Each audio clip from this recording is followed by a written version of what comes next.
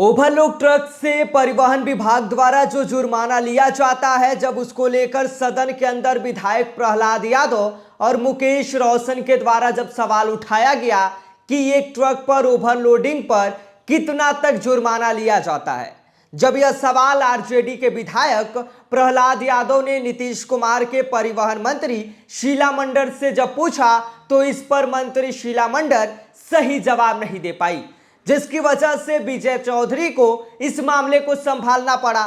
लेकिन जब विजय चौधरी जवाब देने के लिए खड़े हुए तो बीजेपी विधायकों ने कहा कि मंत्री जी अब बातों को जिलेबी की तरह घुमाएंगे। आपको बता दें कि यह ओवरलोडिंग के जुर्माने को लेकर जो मामला था वह जिलेबी तक पहुंच गया, और जब सदन के अंदर कोई मामला उठता है तो उस मामले का जब सही जवाब नहीं मिल पाता है तो वह मामला जलेबी की तरह कैसे घूमता है, आज हम आपको बताएंगे। आज हम इसी विषय को लेकर चर्चा करेंगे और आपको बताएंगे कि जो ओवरलोडिंग के जुर्माने को लेकर मामला चल रहा था, जिस पर सवाल जवाब चल रहा था, वह मामला आखिर जिलेबी तक कैसे पहुंच गया। लेकिन उससे पहले नमस्कार, मेरा नाम विष्णु है और आप द बिहार प्रोजेक्ट देख रहे हैं। आज बिहार विधानसभा में बजट सत्र के दौरान सदन का नजारा कुछ और ही था, जहां बीजेपी और महागठबंधन की सरकार वो जो है वो आमने सामने हमेशा रहती है, लेकिन आज सदन में जेडीयू और आरजेडी आमने सामने होते दिखे।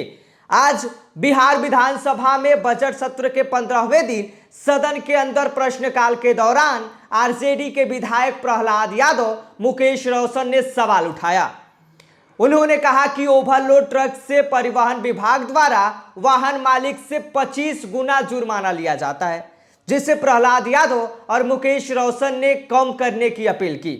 इसके साथ ही आपको हम बता दें कि बिहार सरकार में परिवहन मंत्री शीला मंडल ने विधायकों के आरोपों को इनकार करते हुए कहा कि केंद्र सरकार की तरफ से अधिकतम 20,000 और प्रति टन 2,000 रुपए का जुर्माना लिया जाता है। इसके साथ ही आपको हम बता दें कि मंत्री के इस जवाब से विधायक खुश नहीं हुए और सदन में विधायक के द्वारा यह बार बार सवाल पूछे जाना लगा कि अधिकतम एक ट्रक से कितना जुर्माना वसूला जा सकता है। विधायक प्रहलाद यादव के बार बार सवाल पूछे जाने पर जब मंत्री शीला मंडल सही जवाब नहीं दे पाई, शीला मंडल के जवाब से जब विधायक प्रहलाद यादव खुश नहीं हुए, तो मंत्री विजय चौधरी ने इस पूरे मामले को संभाला।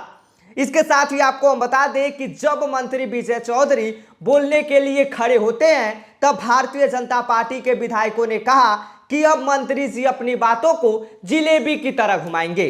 और जब भारतीय जनता पार्टी के विधायकों ने यह कहा कि अब मंत्री जी अपनी बातों को जिलेबी की तरह घुमाएंगे, तब विधानसभा अध्यक्ष ने चुटकी लेते हुए कहा कि जिलेबी तो राष्ट्रीय मिठाई है।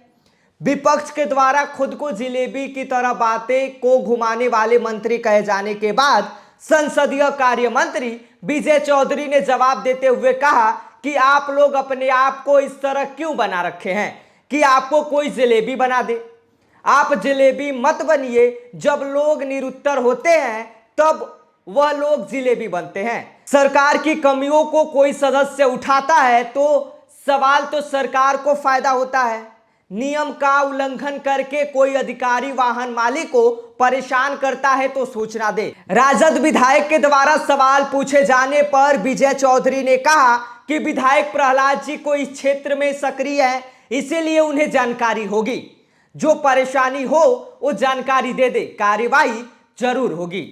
इसके साथ ही आपको हम बता दें कि आज सदन का जो नजारा था वो कुछ और ही था, और विधानसभा के अंदर जब विजय चौधरी इस पूरे मामले पर जवाब देने के लिए उठे तो भारतीय जनता पार्टी के विधायकों ने सदन के अंदर ही कहा कि देखिए, अब जो ये मंत्री जी हैं, अब यह जो पूरा मामला है, अब इसको पूरी तरह से जिलेबी की तरह घुमाएंगे।